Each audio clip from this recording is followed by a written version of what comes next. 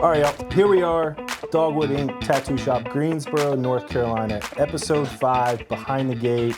I am Andrew Westmoreland. If you don't know, co-owner of All About You Realty, as well as Triad Management and Rental Solutions. We're here with Miss Taylor. We've got my good friends Sean and Charles. We're going to talk about their businesses, a little bit of their backstory. All the while, you guys are going to witness me getting my first tattoo. So if I scream, cry, my bad.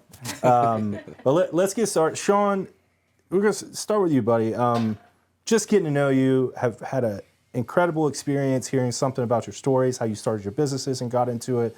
So let's tell the people a little bit about yourself. Yeah. Well, I guess I'll kind of throw it back on Taylor. Taylor and I, where we're at right now, we're Dogwood Ink here in Greensboro. And really, where my entrepreneur journey came from was kind of the beginning with Taylor, and her tattooing. And so things have kind of like branched off from there. We opened up Dogwood Ink, a little over 3 years ago. She was a tattoo artist at another shop down in Asheboro. And we just felt like it was kind of the right time to open up a shop and kind of start our own adventure. And so we did that, and I was actually working for a property management company at the time, and so just kind of seeing, the landscape as far as how busy, we were at the time and things like that. And it was like, okay, COVID had happened, and so I kind of had started to branch out on kind of my adventure in the, being an entrepreneur. And so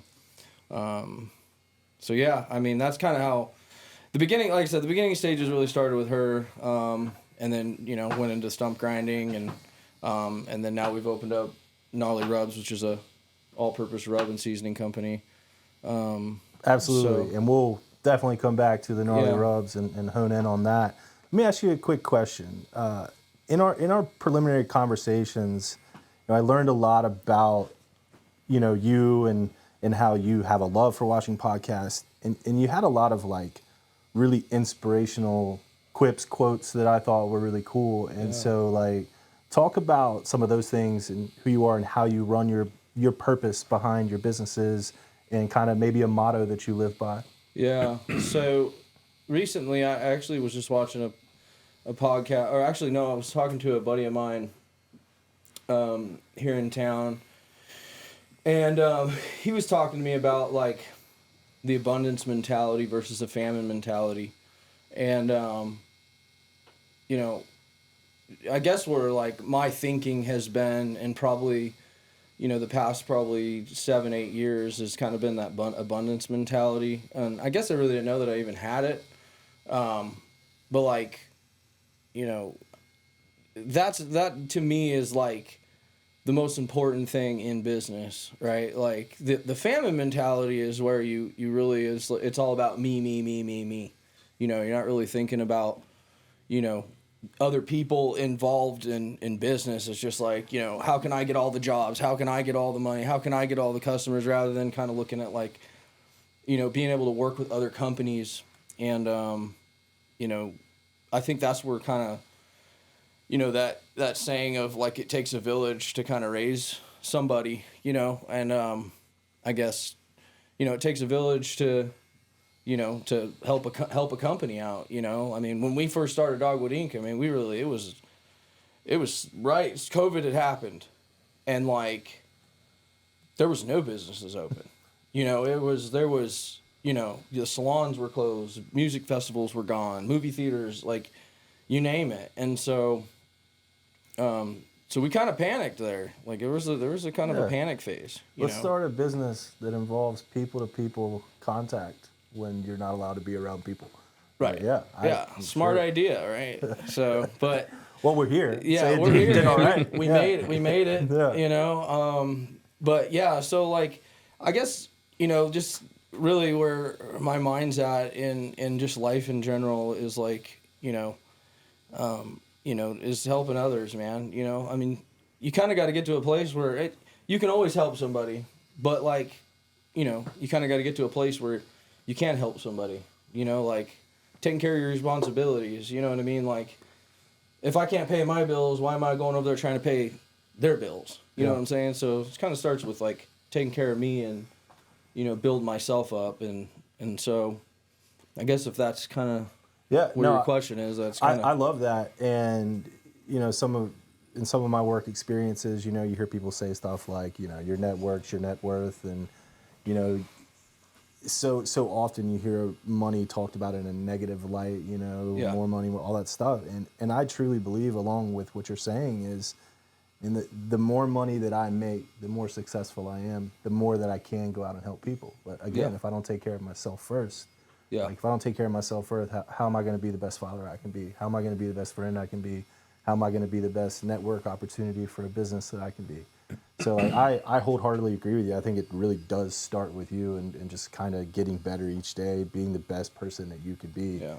And thank you for sharing that. Charles, the barbecue master. Let's you know, tell us about what's your favorite night of the week to really get in there and rub your meat. Let's hear about that. Man, there's nothing like getting off on a Friday and firing up the smoker and rubbing down some meat. Yeah. And doing an all-night cook on a Friday night, waking up Saturday, smelling, you know, all the smoke and the meat really just going that next morning. And it's relaxing. You know, it's something completely different than what I do for my full-time job. So I was going to say, we can rewind, and, you know, the meat and the rubs and the cooking you do is just kind of like, I wouldn't even say necessarily a side hustle right now. It's more just a passion you enjoy doing. it is. What do you actually do for a living right now? Right now, I'm general manager for Green Visions Landscape. It's local here in the Greensboro Triad community. We do a lot of outdoor living spaces, outdoor kitchens, patios, irrigation, lighting. Synthetic turfs become a big, big hit with having low maintenance, but something green year round. So yeah, I mean, I'm in sales and project manage, and I mean that's my daily life. But then on the weekends, I dive into the barbecue and the cooking side of things, where I'm, you know, doing some events. I've done my cousin's wedding. You know, some larger stuff like that, but typically it's a smaller scale. And just trying new recipes. I hear you. So on that note, it may be something you kind of do on the side. But correct me if I'm wrong. You've won some contest awards, and locally at least, right? Yes, I have been involved with a competition. It's a local competition with all the local Rotary clubs that get together typically in November. Shout out Rotary. Yep. Yeah, I cooked with the Summit Smokers for several years. We actually won a couple times. Brought home the number one in pork and number one in brisket, and you know, placed in the ribs, and you know, was successful in that for a number of years. And recently, this past year, they brought me on the committee. So I didn't actually compete this past year. I was just helping with the recruiting of teams and some sponsorships and, you know, logistics of the event. But you know what that was, right? You're like, he's too good, he's winning. We gotta get him on the other side of the fence. Yeah, pass along the trophy to someone else. It's time to put his jersey up in the rafters, hang it on the wall. Yeah. But no, it's fun just getting everybody together. You know, you have good food, it draws a crowd, and that's what I like to do, is bring people together and, you know, hang out and just relax and eat good food. Love it. Yeah. Yo, this, by the way, when she first started, I was like, not bad. The closer she's getting to my inner thigh, I'm like, oh, shit, oh, God. Wait till the color comes in. I mean, you see. No, we're killing it over here. She's We're done a killing number on my arm. All of it. That's, ooh, that one hurt a little. Okay, so, Sean, you've got a couple of different businesses. Obviously, as a family, we're here at the tattoo shop. on Pembroke Road. Little plug in there. You've also got a couple other things you do, and you've shared passion with me about UFC and mixed martial arts. Yeah. Jiu-jitsu. Tell us about your kind of, I think you said you've been doing it for about 7 years, and so let's touch on that. Yeah. So, where do I start? I guess I can kind of start back, like, I'm from Ridgecrest, California, originally. I've been out here going on 9 years now. I started jiu-jitsu, like, man, probably right after high school. I took some classes, moved to Missouri, tried another school, just kind of didn't really take it seriously. I always had a passion for, the UFC when, we used to go down to, like, Blockbuster and get videos and take them home and watch them. And, a bunch of us, like, 16-year-olds would, but back then you didn't have, like, there was really no martial arts around where I was at. We did have a little jiu-jitsu. I did try it out. I just didn't, I don't know, I guess I just wasn't in the right mind frame. And then years later, I went to that school out there in Missouri. And then when I moved here, so I guess I should say like total 7 years just with like bouncing around. But I've really been here at one school. It's High Point BJJ, Steve Snyder Jiu-Jitsu, here in High Point. So I've been with him for like 5 years or something like that. And I just recently got my purple belt.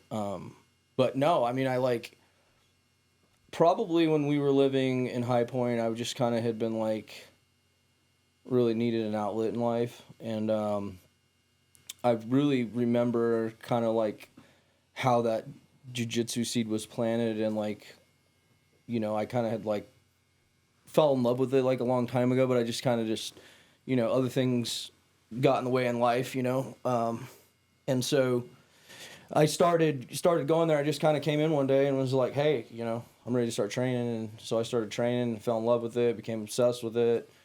I went and started competing, and I didn't do a lot of competitions. I may do one again one day, but I don't know. I just kind of fell in love with like the sport. It wasn't necessarily about like the physical aspect of it, but I was noticing like the mental side of like what I was getting. And so I started just, showing up every day and learning some stuff. I mean, it's literally like one of the hardest things I think I've ever like physically done and mentally done, because it's extremely challenging. It's not as easy as it looks, and so yeah, I mean, I still am not good at it, but I don't think anybody really is, because it's just so difficult. And then you meet some like high level guys, and then you're like, they start showing you and teaching you, and like you start really seeing the bigger picture of like what jiu-jitsu is. You're really like solving math problems, because it's so difficult, like the way the body can contort, and how you can like control somebody and stuff like that. But for me, when I leave class, I feel good. I've sweated out a couple pounds of sweat, and I get like I have like clarity. So it's almost like, to me, it's almost like a meditation. Yeah. So I've just found that that's kind of like my, that's my healing place, mentally for, just myself. And, and I've met a bunch of really good people. Some of the best people I've ever met are in jiu-jitsu. And, there's so much more to get from it, and I'm just feel like I've kind of just barely tapped into it. Yeah. With the little amount of time. I mean, there's guys that have been training for 40 years, they're like coral belts, and actually I've never even met a coral belt, but there's and that place I train at, I like to train all over the place. I'm one of those people that doesn't believe in like, I believe in eating at home, but I believe in you should go out to eat too, Yeah. And I think that like that's super important in that community, is like being able to train everywhere and get little pieces of information, and you can store it on the shelf and you might use it later on in life, and that applies to just life in general, right? Like, certainly. Where you may not use that information 5 years ago that you were learned or taught, and then 5 years down the road, you might use that. So, so jiu-jitsu has been a wonderful thing, and the community itself has been pretty awesome. So Awesome. Yeah. Yeah. And you hit a couple of points, the mental clarity, and I'm sure that takes a ton of discipline as well. Like, do you feel like some of the experiences you've had in the gym doing those things have translated into that same focus and mental clarity and discipline in your businesses as well? Yeah. Oh, yeah, absolutely. One of the things that I kind of preach to myself is like just showing up. Yeah. A lot of it's just showing up, because I really feel like, a lot of people are like, oh, I just can't get the motivation. And it's like, the motivation doesn't come before, it usually comes after you do something. That's when you get motivated about something. It's never really before, because like, you look at guys that have like sculpted bodies and have been in the gym, and they don't get that way just because, from working out once a week. They're disciplined. They're there every morning at 5 a.m. before work or after work or, things like that. So I think jiu-jitsu's kind of shown me that, where it's like, just keep coming back, show up, and, things will start to develop, I'm not the brightest thing on the block, but I know one thing. I think you're bright, buddy. I work hard and I can show up, so, and I'm willing to set aside my ego and learn something new. Even if I've known it or been taught it before, I really try to like act like I don't know it in a sense, because sometimes you need to relearn some things, and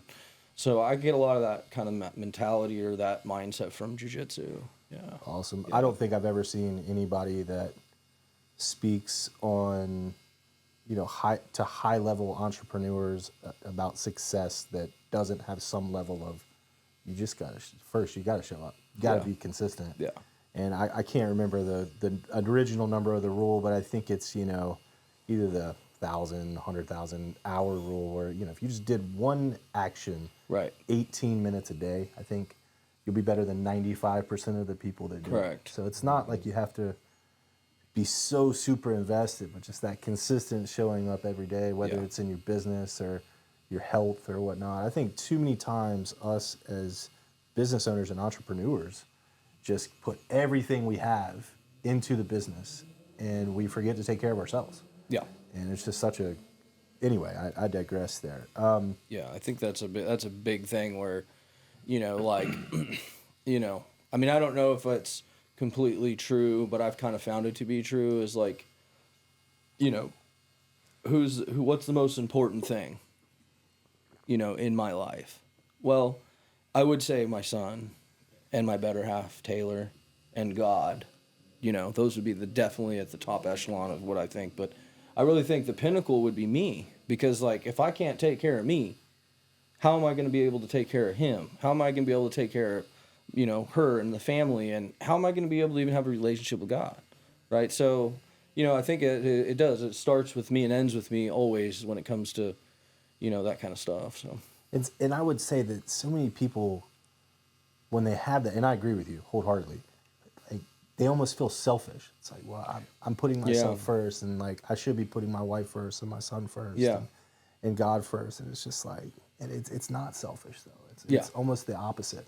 Yeah. If you're not taking care of yourself and you can't be the best version of yourself for those people, like what are you even doing? Right. Right. I appreciate you sharing that. And all right, so Charles, I don't really have anything else to say to you right now. We'll come back to you, buddy. How you feeling over there? I feel okay, every now and again I get a little. She was right when she said, most people or a lot of people they start talking a lot. Yeah, I think which is good. It just kind of perks you up. Yeah, I think if I was sitting here in silence, I've been able to. I think if I was in silence, just like in my own thoughts right now, I'd really want to like kick her in the side. But I think we're okay. I'm kidding. I'm not. So another one of the businesses and things that you're involved in, and we were talking about this. I want to hear like about your stump grinding business. I don't necessarily just want to hear about the business. Something you said that kind of resonated with me is how you handle the presentation and the marketing of that business. Yeah. And not to shed put shade on any of your competitors. No, right. But like, what do you do to kind of shine and show out? Yeah. And tell us about that. Well, I mean, I think the number one's obviously showing up. That's my number one. Like, we show up, no matter what. But I was listening to, whether you like him or you don't like him, whatever. I was listening to Deion Sanders talk about kind of like his emphasis on like how he kind of like markets and how he thinks, how his process of thinking is. And he said, to some degree, I might butcher what he said exactly, but it's, look good, feel good, do good, play good, and like, I think that's super important for a lot of people, to take you seriously when you show up is look good. You should have clean equipment. You should, dress appropriately. You should have, be, I'm not well manicured like Charles over here, but, you should at least have some type of presentation. Should we talk about? We gotta pause real quick on that note. Okay, let's talk about that real quickly. Charles, tell us about your experience. You should have never said anything. Let's hear about your eyebrows. Well, yesterday, I tried First, show them off to the camera. Look at them puppies. First time yesterday. Those things are bright. And I got my eyebrows threaded. How'd you feel afterwards? Right up in here is a little tender. We'll just say that. I don't think it's quite to the level of a tattoo, but it was a new feeling for sure. Close. But I mean, she did a great job. They're nice and even. They look good, dude. I'm not lying, dude. I just love how you asked me, have you ever got your eyebrows threaded? What the hell do you think? Absolutely not. I mean, I could look at you now and tell that I don't they're even, not well, one, threaded. you can't even see my eyebrows. But, I've never gotten mine threaded either. Well, I think what threw me for a loop is when she asked me if I wanted them colored while she was threading them. Whoa. So, no, I didn't do the color. Back to All right, back to clean equipment and stump grinding. Back to something more manly. No. Oh man. Okay, so yeah, the stump grinding business. How long have you been operating that? A little over 2 years now. 2 years. Yeah. You feel like the growth happened immediately? Are you still in the growth stage? No, I mean it. I was able to kind of develop a pretty good network of people when I was doing property management. So I kind of had like kept those relationships, even though we had moved on, departed from that situation, and so, so I was able to kind of do that. And I've worked for a lot of people. I've gotten to see kind of a plethora of how different businesses operate and things like that. So, I've kind of. There's so much information now, so like if you need to find something out, YouTube University, it's real simple. It's like, but some things that you can't be taught is obviously the discipline side and how to treat people and be fair. That's one of my biggest things is, we charge a fair price, we show up on time, we do a good job. Those are the kind of my three main core things of the stump grinding business. And that's what we have to offer people, there's plenty of other businesses out here. And, we give them recognition too, we don't, we're not saying that we're the best around and things like that, but, I think it kind of just speaks for itself. And so, we've been able to, do something with it, and it's been pretty fun. I enjoy it. It's just me. I don't have a big crew, I operate 2 machines, 2 trucks, and I kind of swap in between what I need, and we just take care of everybody around the Piedmont, and so yeah. Love that. And it's gnarly stump grinding here in Greensboro. Yes, sir. Awesome. Okay. So Charles reached out to me. We'll bring you back into play, eyebrows boy. Charles reached out to me a few weeks ago and was like, "Hey, I'm starting this venture. You might be interested in it from a real estate standpoint." And he was like, "It's called Gnarly Rubs." So I want to get into this and hone in on this. You guys, and if I butcher something about what you guys are trying to accomplish or do, please correct me. You guys are doing a kind of a joint venture on this. Is that correct? Well, it's Sean and Craig. They're the founders. They created Gnarly Rubs. Sean recently brought me in on it just for the fact of how much I cook. I do a lot of For the camera. I do a lot of cooking, and what Sean and Craig have come up with is the Gnarly Rubs, which we consider to be a cooking tool, that people who do a lot of barbecue, they can use it in a way that they feel necessary to season whatever meat they're cooking. But it's not, just because you can have a great dry rub, but if you have no skill in cooking the meat, it's only going to taste as good as you're able to cook it. Yeah. So this is a flavor tool. So what you're telling me is if I buy that and I suck at cooking the meat, it doesn't immediately make me a good cook. Yeah. Well, what the hell are we even doing? You gotta have a little talent behind it. I'm kidding. But they brought me in. I've done quite a bit of cooking with it: brisket, ribs, chicken. My specialty is barbecue, Eastern style barbecue. I do a lot of pulled pork tacos as well. But Sean's gonna allow me to kind of come up with my own blend, and it's gonna tie into my barbecue hobby. It'll be called the Roots North Carolina Competition Blend. Still be in the Gnarly family with the Gnarly Rubs logo, but it'll have a little different spin on it. So that's something that we're looking forward to, hoping to launch that by the spring. Okay. And I think it'd be something to run with. Yeah. Maybe dip into some barbecue sauce or yeah. Something down the road. But I think right now, on that same note, Sean's also working on coming out with several other dry rubs in addition to my blend. He's going to have some other blends coming out as well that we look forward to, getting on the website. It's live now, gnarlyrubs.com.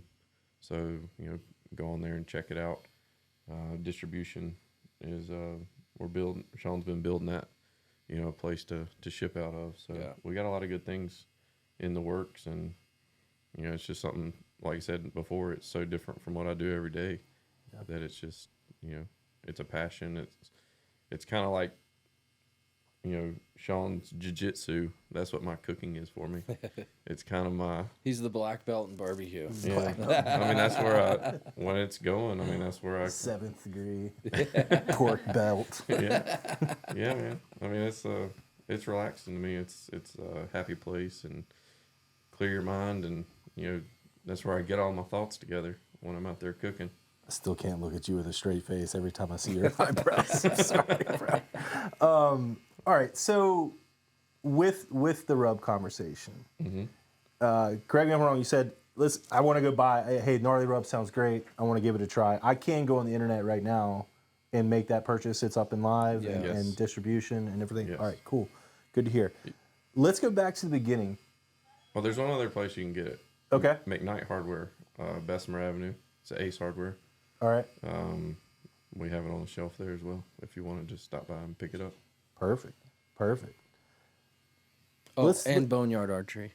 Boneyard Archery? Don't forget I don't Boneyard know where Archery. that's at. Where is that at? It's up going to Stokesdale, kind of. Stokesdale. Yeah, it's like going to it's just past Stokesdale. Can't think of that town up there. Madison. That's where it's at. Madison. That's where my family's from. Yeah, Oh, yeah. Nice. Yeah. Little Madison plug in there. So you can get it on gnarlyrubs.com. You can message us on Instagram or Facebook, and we'll try to, we're gonna get some more, avenues of contact, like being in local stores and stuff like that. So love that. Yeah. So, and do you want me to just go into kind of talking about the beginning with? I was gonna. That was my okay. next question. Run with it. I was gonna come back and just be like, we just kind of jumped right into it. Yeah. I'd really like to understand from the beginning, like the why behind the company, and let's dive in, man. Okay. Do you want to talk about Roots, or do you want me to? No, go ahead and hit on Gnarly Rubs, and then because I guess my side of it is starting to evolve because of you bringing me in on this. Yeah. So, yeah, go ahead and give I mean, background. it's I'll kind of keep it pretty simple.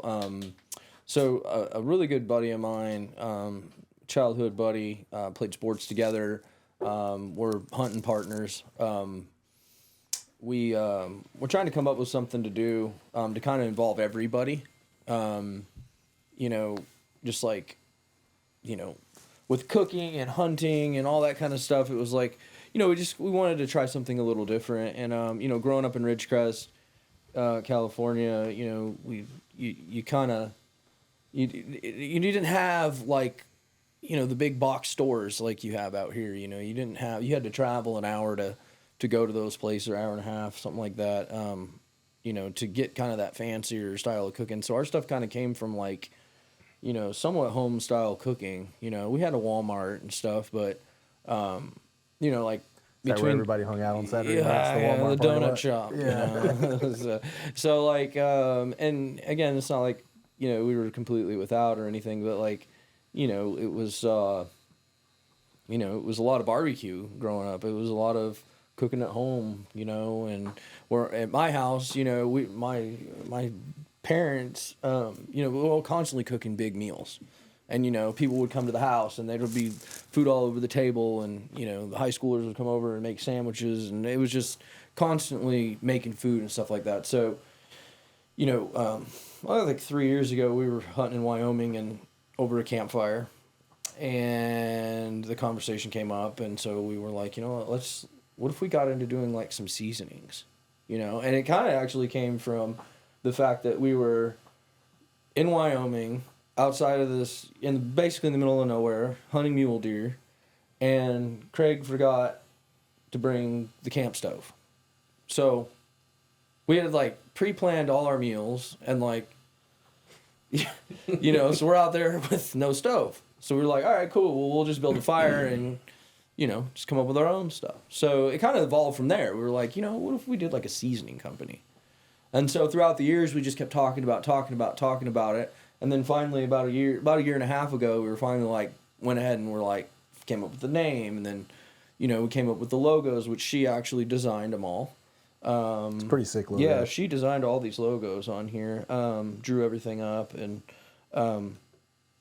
so, and then we went through like the testing period where, we met with some people that can kind of build it at a bigger quantity. And so we kind of took our recipes and like what we came up with, and then we kind of turned it into what this is now, so, and we went through a ton of trials and tests and cooking for, Craig was cooking for, he's a firefighter for Bureau of Land Management. So, so he was like cooking for, all his guys and families, and, that would come to like the station to have like event times. And, we were doing a ton of cooking at my house and, other family members. And then Charles came along, and we were getting close to like our final flavors.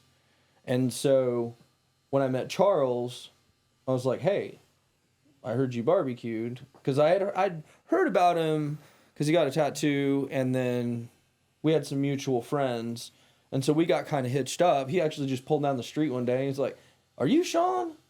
And I was like, yeah. And he goes, I'm Charles. And I was like, oh. He's like, yeah, I got tattooed at your shop, and and then so it kind of started from there. And he goes, I live around the corner. I was like, no way. Did he ask you what's your favorite non-pornographic magazine? No, and he just like, and then he's like, all right, see you later, and he just took off, and I was like, bye. And then we just kind of like had been texting, and then next thing you know, I didn't realize that he did as much barbecuing as he did. So then I was like, here, try these. Hey, do this, and he's like, hell yeah, I'll try that. Okay, and so we had kind of like, he had done a lot of testing stuff, and so, which we had kind of already previously had like a final on it, and then when it came in, he took a bunch of it and did a ton of cooking with it, and was like, dude, this is like uber bomb. Yeah. I think you used the dark timber on your pork butts. Yeah. Was it? Yeah. Yes. So that's where it kind of had just like taken hold, and it's just been like, it's kind of just been organic, really. It's isn't, because I enjoy doing it. Of course, I like to eat, so...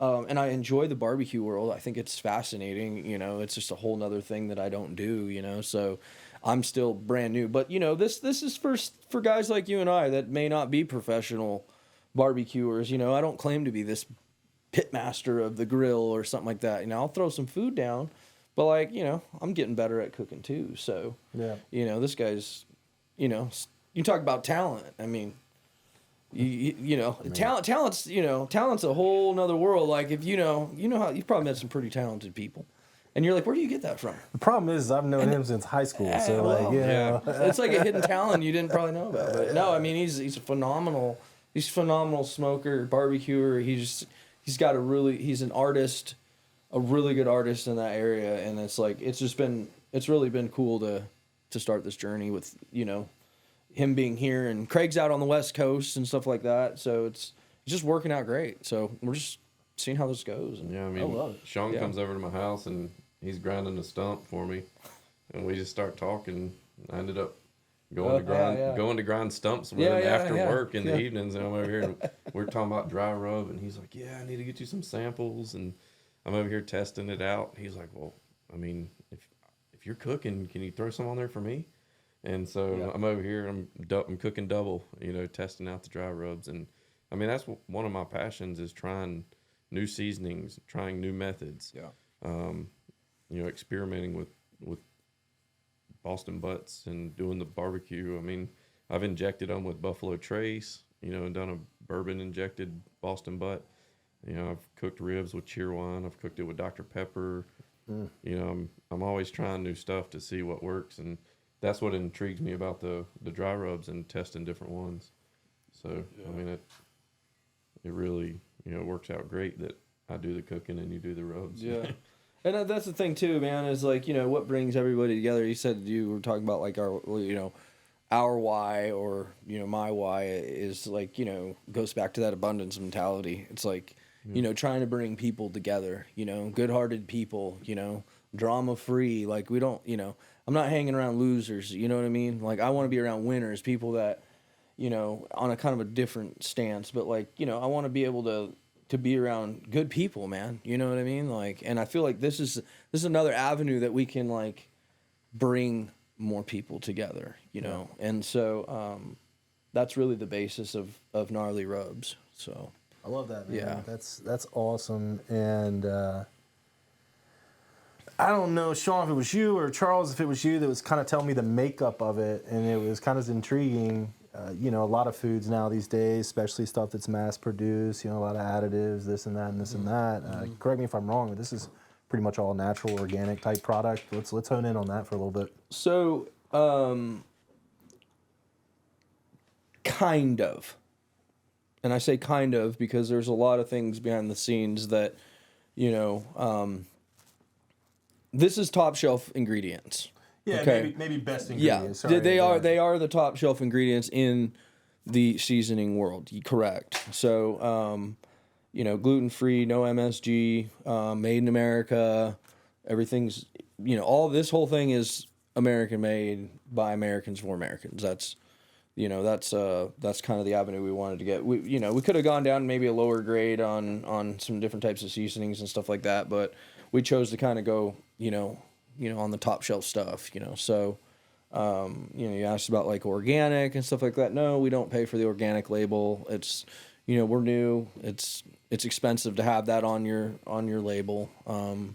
It is kosher, but we don't pay for the kosher symbol on it. We're new again, you know, maybe down the line we will. However, it is blessed by the rabbi, so we do have a certificate. It is kosher seasoning. So good to hear. Yeah. Awesome. So the rub company again, I want to keep harping on this. Where do you guys want to take it? Like we talked earlier about thinking big. Yeah. And I'm going to go on a little spiel here. I love you guys. I love your story. I love the branding. I love the label. I love the name. And, you know, I think when we go back to that abundance mentality and entrepreneurs, I think sometimes we just think too small. Yeah. And how do you guys feel about where you want to take the company, and how big do you think you can take it? I mean, personally speaking, I think you've got all the makings for this to be a huge product. Yeah. I don't really look at that so much. I'm kind of more focused on like the mule's pulling the cart and I'm loading it. You know, I'm not really so focused on like, this is going to be some massive company and we're going to make millions of dollars and all that stuff. If that happens, great. But, you know, the most important thing is like, you know, are we having fun? You know, is this a good product? Do people like it? You know, are we fair? Like, are we, you know, in the correct pricing for people to purchase this stuff? You know what I mean? I mean, in today's, you know, in today's society with the economy and things like that, it's getting expensive to, you know, to even have a company and produce products and stuff like that, because they keep going up in price and stuff like that. So, you know, I mean, I'm not really focused on like the fact that like we're going to go to the moon with this stuff. Of course, like I think that's in everybody's mind in business. Like I'm going to get after it, and, you know, I'm going to be the next, you know, Hall of Famer in business and all that kind of stuff. But, you know, I think for me is like, you know, why I love entrepreneurship so much is because, like, you know, I like to see the outcome of something happen. You know what I mean? Like, I actually like to see something like come to life. Instant gratification. You know, yeah, not so much instant gratification, but just like the fact that like I can see something develop. You know what I mean? It's like, oh my gosh, I started with $700 in my name and bought a stump grinder, and then bought a truck, and then bought another stump grinder, and then bought a bigger truck, and then built the shop, and then, you know what I mean? Just to like see everything. It's almost like, to me, it's like, it's just interesting to see how it goes, see how far I can like push myself, you know, to be a little bit more successful in just life in general. Right.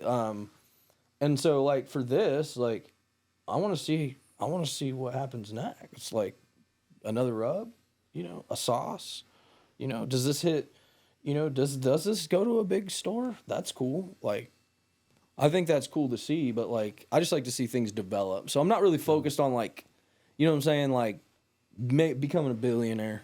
It's not really like on the top of my, you know, list of things to do. But of course, you know, I'd like to see it definitely do well, and I think it will do well. I really do. Yeah, I agree too, and I think it'll do well. A lot of the reason by the person sitting in the chair, if somebody was, you know, you said a couple of things there. If somebody was young or middle aged or whenever, I don't think it's ever a bad time to start a business, especially if you're passionate about it. You've done this a few times over now. It's obvious you have a passion for it. You know why you're doing it. You have a good understanding of your purpose. If somebody were to sit down and ask you, like, I want to start a business, what do I need to be doing? Yeah. What would your answer to that be? Well, I would say, you know,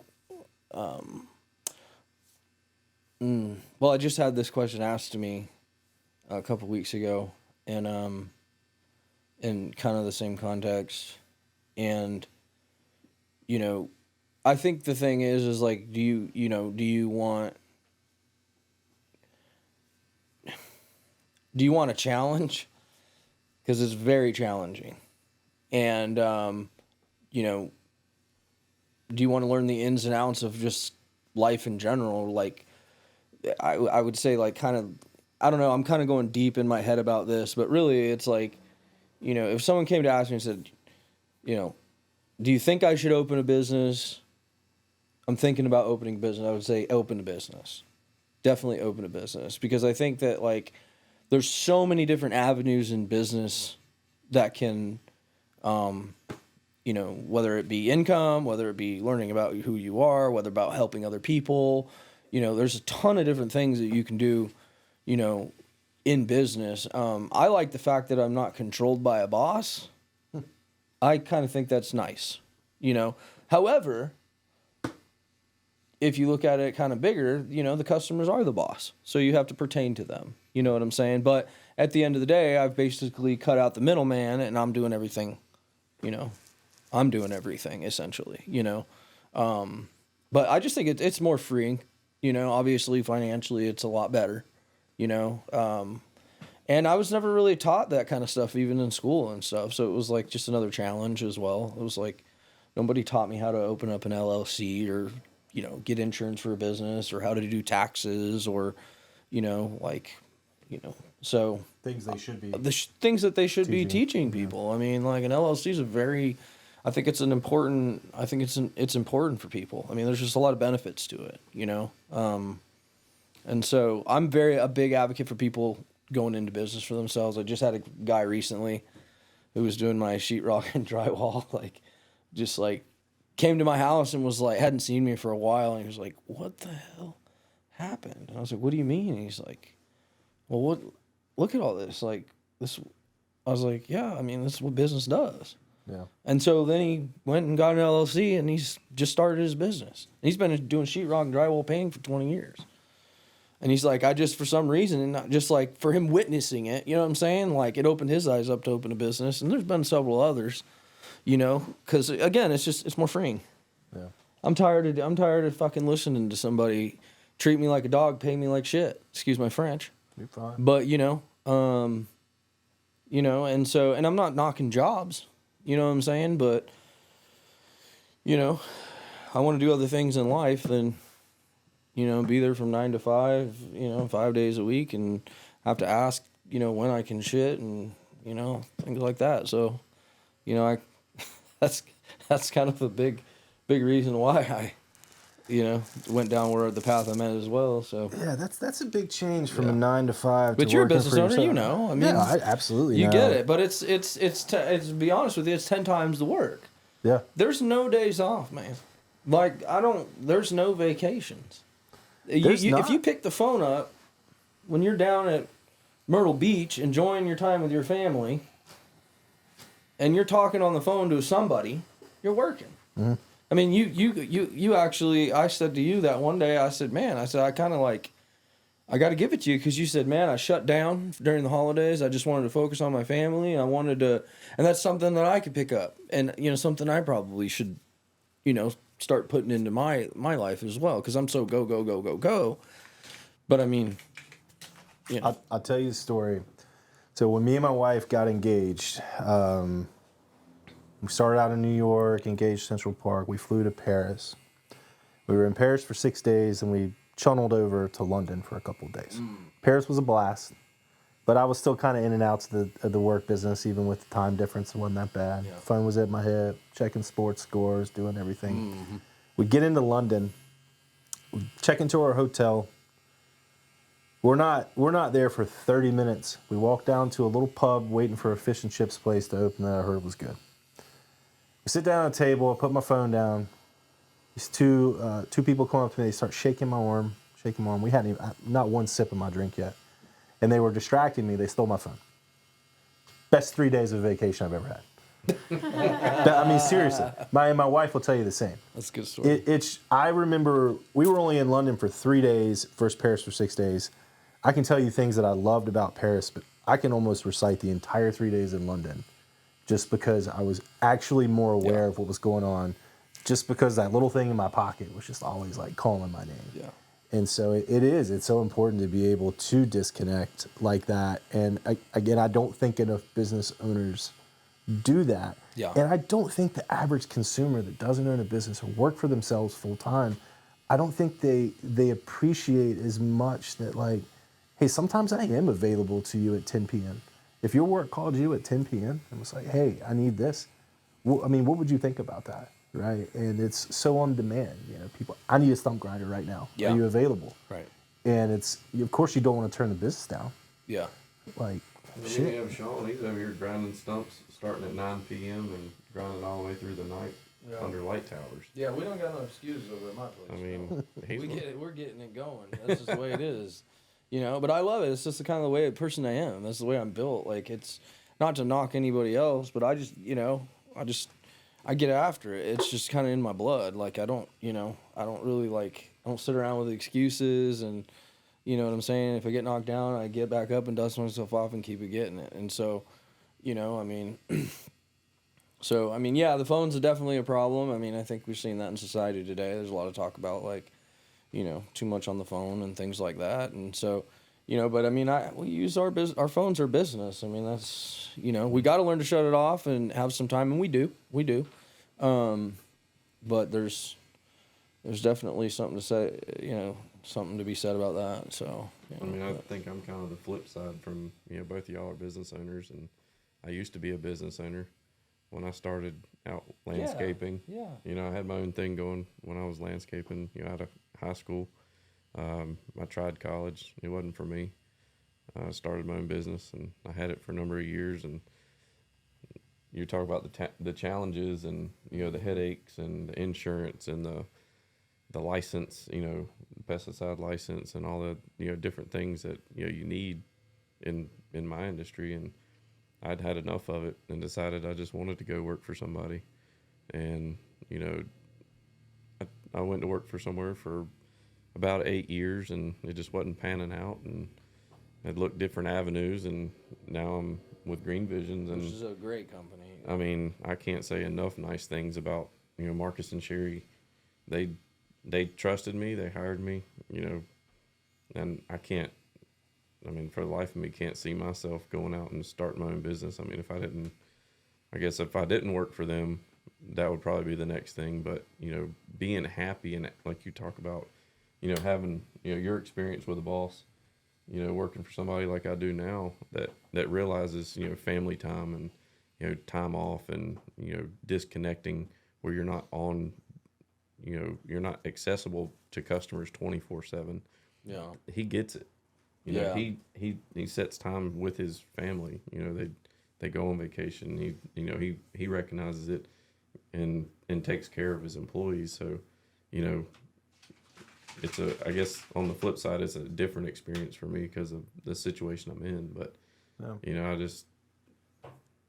I treat it. I take ownership in it, and I take pride in what I do, and do the best I can. Took the words right out of my mouth. I was going to say, well,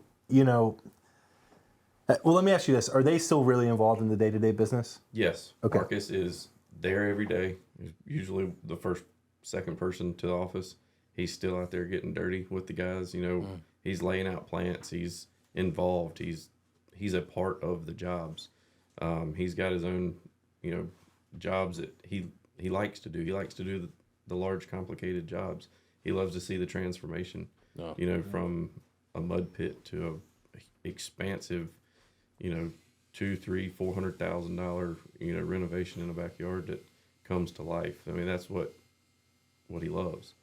So I foresee him always being involved, and but he's enjoyable to be around. He's not one of those bosses that's micromanaging or constantly saying, "Hey, did you do this? Do this?" No, he tells you what needs to be done, and he expects you to get it done.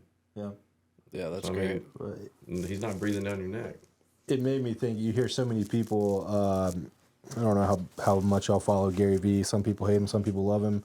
I'm a big Gary Vee fan, and I always love him. Hire quickly, fire faster, right? It's and for a business like Green Visions to have hired you to be in that position, says a lot. They made a great hire. Not to, blow your head up any over there, but you treat their business like it is your business. Yeah. Oh yeah. And but I didn't start out. He didn't hire me as a general manager. I started out with the guys. I started out running the equipment, digging the holes. I was a member of an install crew. Yeah. And so, I had to prove myself. I don't really take vacations. I show up, do what I got to do. That's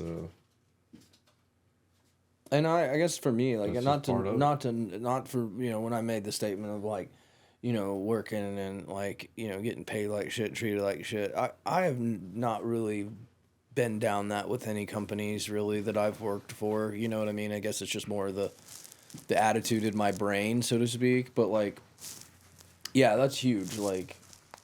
Working for somebody who's isn't acting like a boss to you. You know what I mean? It's more of I've had some really good bosses. I do have to admit that. I've had some, and they've taught me some very valuable lessons. You know what I mean? And Marcus is a big part of this whole barbecue situation. I mean, you look at the name, the Roots BBQ. I still have not met Marcus.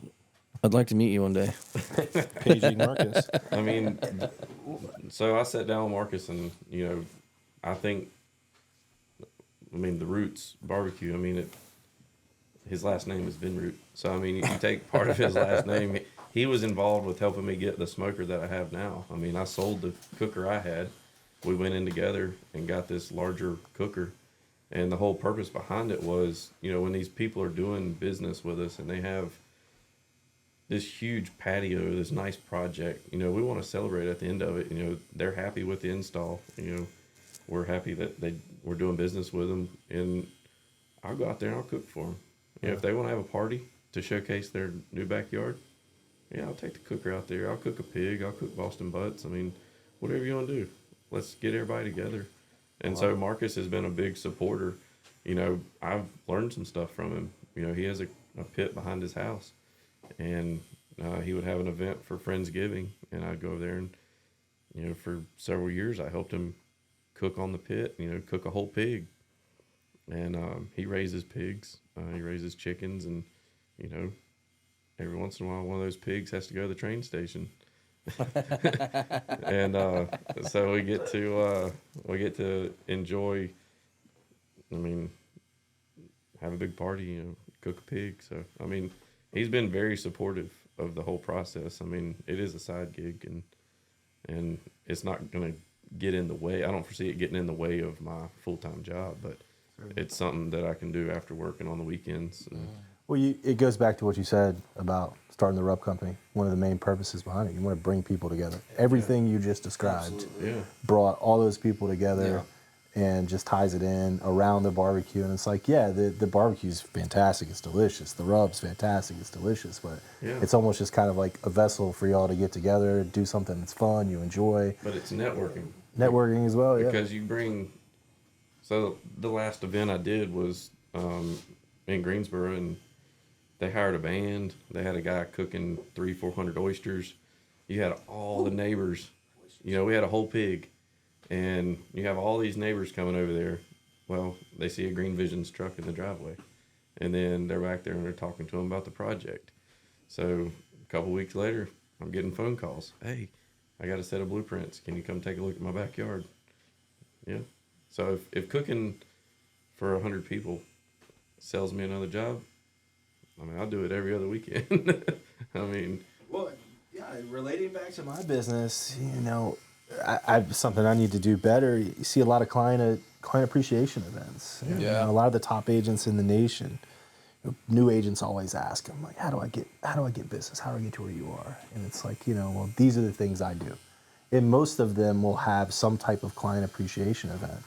And what you're talking about, it's like, hey, well, if I was going to do this, I'm going to bring my buddy Charles in, right? Charles going to cook a pig. Well, you're cooking for our company awards next week. And it's just, that one hurt a little bit. Jeez. Wait till the color gets in there. She's doing some color. Oh, yeah, the white feels great. It's a tiny. Is that the only color going in it? Yeah, No. I already did the blue. Oh, cool. Oh, Awesome. well, you survived. Yeah. Yeah, I lost my train of thought there. You're good. But yeah, you know, Client it is. appreciation. Yeah, client. It's just it brings people, and again, it brings people together. Yeah. They celebrate Charles's meat and just how delicious it is. I mean, to see that many people put my meat in their mouth, I mean. You sick dog, you. Gosh. I love it. And I will say for the Gnarly Rubs, I used the suggested blend of two. What did you recommend to me for the rib roast prime rib I cooked for New Year's? It was probably the all-purpose. Oh, yeah. So I used it and did my first take at trying to. I'm a grill or on stovetop cooking meat type guy right now, so I did it in the oven. It was delicious, and like I just found myself gnawing on like the exterior skin, like the fat. I was like, I just want all of this rub. It tastes so good. I'm like not even eating the interior at all. Y'all, before we get wrapped up here, I wanna say thank you. I'm super appreciative of the collaboration. I'm excited to see where the business goes for you guys. When you get your studio set up, I'd like to come back and visit and kind of see that and show that off. Is there anything that you guys want to add that, just whether it's personal, business, entrepreneurial, you know, just life in general, before we sign off here? No, I mean, I think we hit on everything as far as, you know, Sean and the go-getter he is with his, you know, with the him and Taylor tattoo shop, you know, Gnarly Stump Grinding, getting into the dry rubs. No, Yeah. I think we kind of hit on everything. Well, yeah, I'll hit on one more thing, and that's just, not to like put the attention on me. It's, what makes everything happen, man, is like everybody. You know what I mean? Like it's not, I don't make everything function, and it's a lot of give and take with Taylor and I being business owners,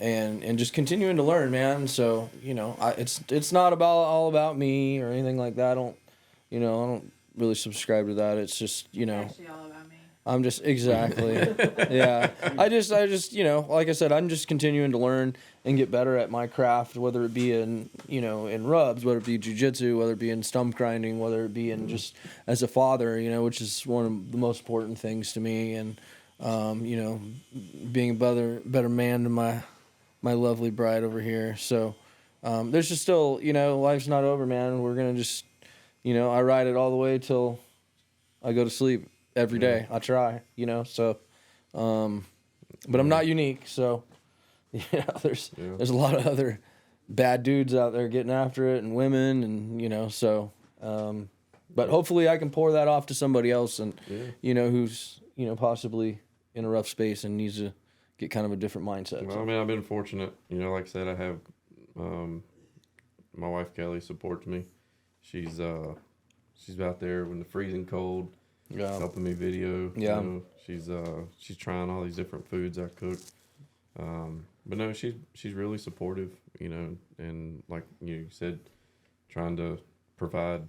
We don't have kids, but all of this is with the goal of, making things, making more money, having fun, providing for us, for Kelly. Yeah. But I mean, at the end of the day, you got to do what you enjoy. Life's too short. Yeah. To just keep doing something you're not happy doing. Yeah. And I appreciate you doing this as well, man. This is cool. I'm a big podcast fan. I'm huge. I love The word Taylor hates it because I've watched so much podcasts. I'm in between so many different shows. Like, it's just one of my favorite things. I just, so. I've never seen Thomas, one. sorry to interrupt. Thomas, let's come in and get a little glimpse of that. Oh, it looks good, man. Yeah, so y'all... It wasn't bad, right? No, it wasn't bad. The white was getting me at the end. Was it? The Tell coloring, us yeah. the significance. Yeah, I was going to say, so, bringing it all back to business, for those of you who don't know, my grandfather started working for a company called Dixie Belle Textiles back in 1948. And him and my father, when the company was sold in the early 80s, were fortunate enough to purchase it. And if you grew up in Greensboro, this is going to sound weird. Hopefully you can appreciate it. If you grew up in Greensboro in the 70s, 80s, 90s, you knew Dixie Belle because as a young woman, you wore their panties. Like, that's just so many people like, oh, I've heard of Dixie Belle because I wore their panties when I was a young kid. We used to have stores on Market. There was a store in Cotton Mill Square, right next to the candy store. I don't know if that's old school Greensboro. That's all apartments now on the corner of Spring Garden and I can't remember the name of the road that intersects with it. Merritt, yeah. So that anyway, and so this tattoo is the original old school. I don't know what you would call it, lady that was on the front of the box. With when my grandfather started working there, and she came up with the kind of stamp, putting on the stamp, and then of course the 3 cents is she did some research, and that's kind of what the stamp was in 1948. And it's I really love the idea because to me, like thinking about Dixie Belle, what it did for my family, and taking it back to when it started kind of has like this timeless effect to me. So I feel like when I see the stamp around it, like it kind of coincides with that like, timeless thing. Perfect. So love this. I sent it to my brother. My brother was like, yo, that's dope. So I think my brother's going to come up and get the same one. Nice. So super stoked about how that turned out. Switching gears, I got 2 questions and we can wrap this up. Right. First question's for y'all. Yeah. And I want to hear about like the craziest fucking tattoo story, location, like they wanted a starfish on their ass. Like I want to hear like what is the craziest tat story, and you don't have to say any names to embarrass anybody. Oh gosh. I mean, one time I had to do a tattoo on somebody's butt, and I assumed it was like on their butt cheek, but instead she was like, scoot it over, and it ended up being like in her butt crack, essentially right above her butthole. Oh God. So I mean, there was that. I mean, and then I've done a few like where I had to do like a really small word on a guy's like pretty much right above his shaft. And he kept saying lower, lower, lower. And then that was just really awkward to actually tattoo because I had to like tattoo it upside down so I wouldn't be like leaning on his junk. Yeah. Yeah. What did it say? I can't remember, wasn't. honestly. It wasn't like a $100 bill that like No, grow. it was like a sweet little word, but I can't remember. It was a little word. It was little. It was like so small. It was probably, daisies. Yeah. It was maybe like a half an inch. Oh, Like, jeez. it was small. I can't remember exactly what it was. Could you imagine? So he goes on a date, he's hooking up with a girl, she's like, bloop, bloop, bloop. What? What is that say? Does that say flowers? Like, Yeah. what is this? All right, cool. I appreciate you sharing that. Chuck, my last question's for you, buddy. We go way back to Grimsley High School, represent the golf team, second in the state, 2003. We played together for 3 years. You were a year behind me. I feel like we have some pretty good stories. Oh yeah. Let's hear one that sticks out in your brain from old Grimsley golf. Oh, I think it had to be the lucky bowling ball. I thought it might be. Let's hear about that. So, me being a freshman playing varsity, I was always picked on, which I had a blood disorder back in freshman year, so they called me Bubble Boy, and nobody was really allowed to beat up on me because I would bruise so easy. So Yeah, Coach, I don't know if you ever heard this story. Coach Franks, legend. They named the football field after him. He's still with us. He's awesome. Sorry, scrap my bait. He kind of pulled us all aside because we knew you were going to be on the team, like before you were on the team. well, he had to pull some strings because I was homebound, and Yeah. they would bring all my schoolwork to the house, and I wasn't allowed to go to school for the fear of falling down steps or, getting hurt. So he really had to help me out because golf's a non-contact sport unless you're playing with some really bad guys. But I've seen some great shit happen. but no, Coach, he definitely helped me out and get me on to play as a freshman. So Well, he gave us the whole spiel, like, all right, because you remember, I mean, like Alan Mackey, Cam Gibbs, Jeff Miner. oh like, yeah, we y'all had made some Jake cry. Joe. I mean, we had some Jake. Poor Jake. I love Jake. He's a good, still a good friend of mine. But we were like brutal to each other. Yeah. And so anyway, back to the bowling ball. Let's hear about this. So I'm not gonna get like super deep in it, but we had this lucky bowling ball, and it went to all the golf matches with us, and coming back, it was from states one year. We didn't do quite what we had wanted to do, and this whole bowling ball got chunked out the window. Running down the highway out of an activity bus. Oh my goodness. So it wasn't lucky anymore, and its life ended on the side of the highway. We rode it all the way through my senior year, and basically, I think when you looked at our record that year, it was something like, because if you played a match with 5 other schools, you came in first, it was like you had a 5-0 record that day. I think we were like 81, 2-1. Yeah, And one of the two was we came in second in states, which Yeah. we wanted to win. But anyway, man, with it, dude, taking it back to that, still good friends with you. Our buddy Raffy, you brought up Jake. I still see Chris Evans all the time. I played golf with Jeff the day after Thanksgiving. Like, Yeah. it's still crazy how connected. Yeah. Just bringing it back to your rubs, like golf in general too. Just keep anyway. But, Yeah. all right, y'all. Sticking around. Well, we'll wrap it up again when you get the studio set up. Yeah, dude. Love to come back and show that off. Heck yeah, man. Gnarly Rubs, Dogwood Inc. Thank you guys so much for Yeah, your man. time. Absolutely. You're more than welcome. I'm looking at the wrong freaking camera. We appreciate you guys too. All right, peace. Peace. Bye.